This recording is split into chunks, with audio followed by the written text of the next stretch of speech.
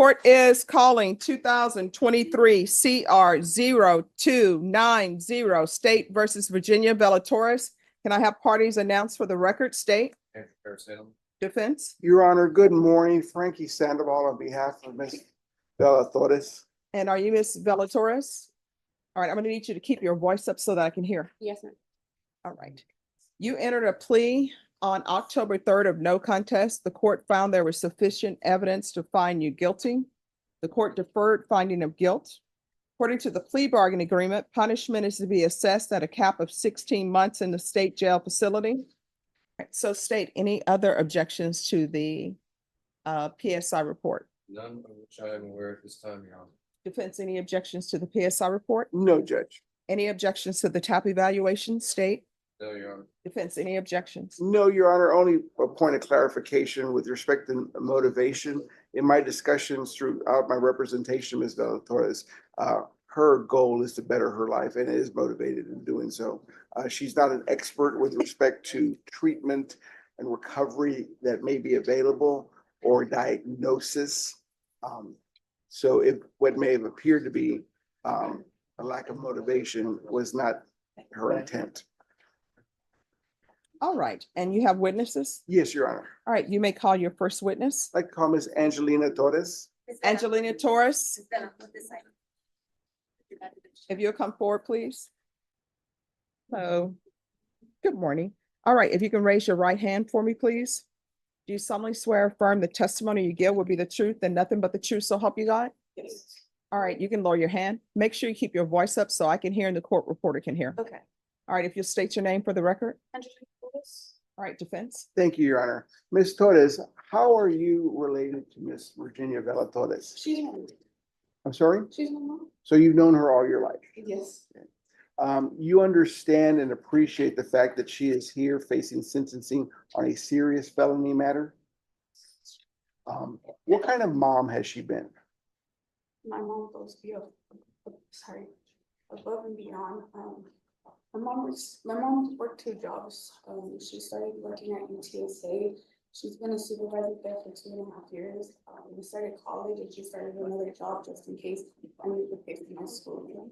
And would it be fair to say that there has been some time between the occurrences that gave rise to this case and now? That some time has gone by? It's been a long period. Excuse me, everyone, we're on the record. I'm going to need you to whisper. All right, and I'm going to need you to keep your voice up because it's difficult for the court reporter to hear. Okay. All right. Are you able to hear? Okay. Yes, Judge. All right, you may continue. Is it safe to say it's been a long period of time that from the time of these cases to the time of her arrest in September? Yes, it has been a long period. And during that period of time, what sort of work has your mom been doing and what sort of assistance to her family does she provide? I'm sorry. Is she a hard worker? Yes, my mom was a hard worker. She was going from 11 o'clock in the morning to 11:30 at night. Sometimes she'll stay even till 2 o'clock in the morning for late nights. And because there's been this long gap between the occurrences and her arrest, as far as you know, there have been no other arrests, no other problems. Yes, there has not been any other arrests or problems. Now, you understand that your mom took responsibility for this once everything came to light and accepted a plea bargain which calls for a maximum of 16 months. Yes. That maximum is up to the judge. If you had a request to make of Judge Boyd with respect to the range of punishment, would you ask for her to set the range of punishment at the lower end or the higher end for your mom? The lower end. And why would that be? My mom's not a trouble person. My mom goes above and beyond. Like I said, her thing is she likes to help people when she's struggling as well. And this is such out of the ordinary, what occurred. Do you have any explanation for why there may have been this schism or this, what may have triggered this negative activity on your mom's part? So not that I could think of it. Okay, because it's out of her character. Yes. No further questions, Your Honor. Any questions? No, Your Honor. All right, thank you so much for coming in. You can call your next witness. Your Honor, she's my only witness. I just have argument on behalf of Ms. Vallatorez. All right, state, what are you requesting? 16 months, Your Honor. All right, defense, what are you requesting? Your Honor, if the court would consider, if I may, Your Honor, 16 months would not be adequate punishment.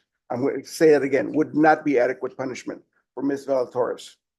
And that is from her words to me.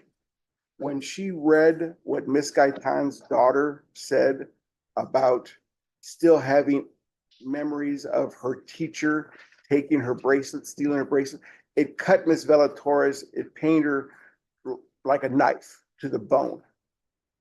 She's the internal punishment that she is putting herself through for allowing the financial difficulties that COVID brought around during that time to trigger her doing these acts is one that she's still recovering from. However, Your Honor, confinement in the interest of justice for 16 months wouldn't serve justice in the sense that there is much, as you've heard from Ms. Torres's daughter and from the pre-sentence investigation, contribution that Ms. Torres can make to society. She's a good worker, worked multiple jobs, had elevated positions in multiple jobs, had this one, albeit big hiccup, but it's one that she's been paying the price for. She's been, during the time of, between the occurrence and her arrest, she had been checking on, trying to see what the status was. It's not for lack of responsibility that this matter has prolonged as long as it has. She carries this with her and will carry it with her as a crime of moral turpitude for the rest of her life. And again, especially with the words of that young child, it is one that, as she's explained to me, when she closes her eyes, it pains her and will continue to pain her more likely than not, Your Honor, for the rest of her life. All right, so this is what the court does not understand, and maybe your client can address these issues because I'm trying to make a determination on what her sentence should be. But according to the police reports and the stipulation, this is not the first time that she's taken, a bracelet or a charm from a student. Well, would you mind putting Ms. Vallatorez under oath, Your Honor? Sure. Can you raise your right hand? You solemnly swear or affirm the testimony you give will be the truth and nothing but the truth, so help you God? All right, you're gonna need to speak up.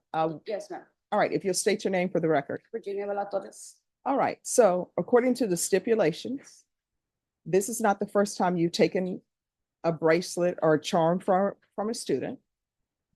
And this student says that they were in the restroom washing their hands and that you took their bracelet, I'm assuming so it wouldn't get wet.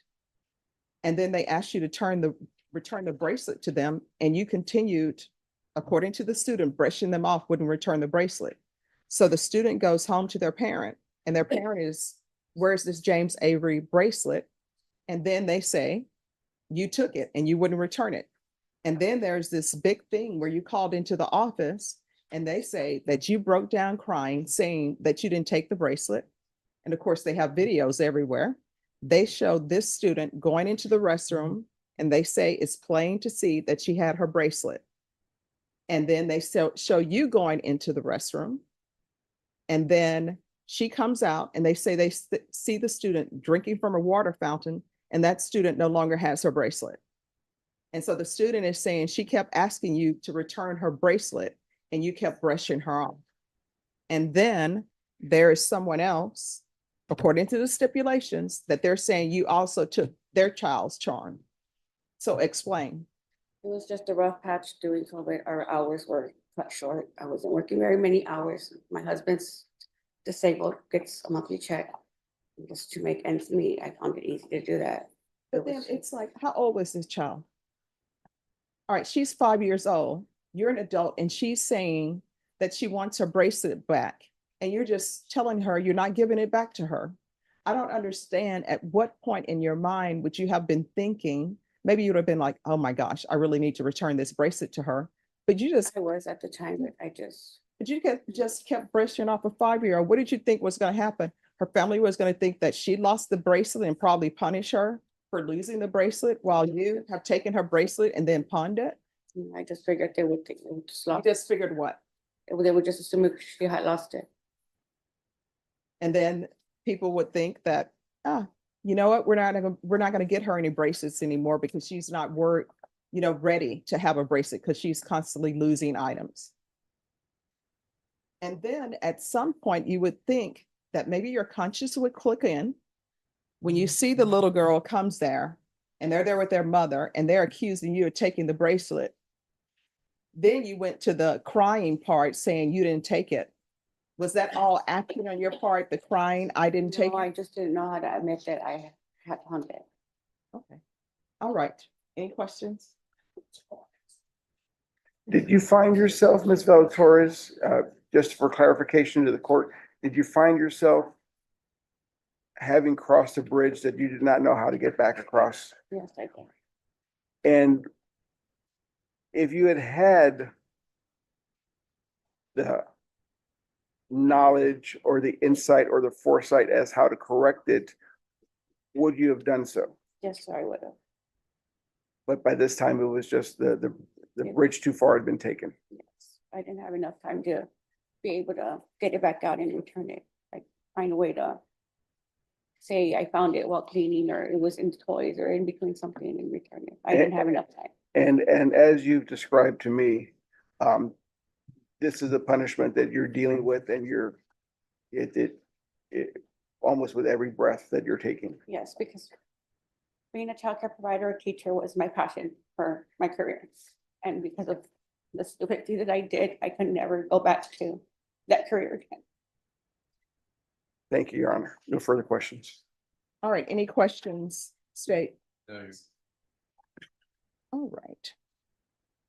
This is what the court is going to do. The court is going to find you guilty. The court is going to sentence you to 16 months in the state jail facility, give you credit for any time served.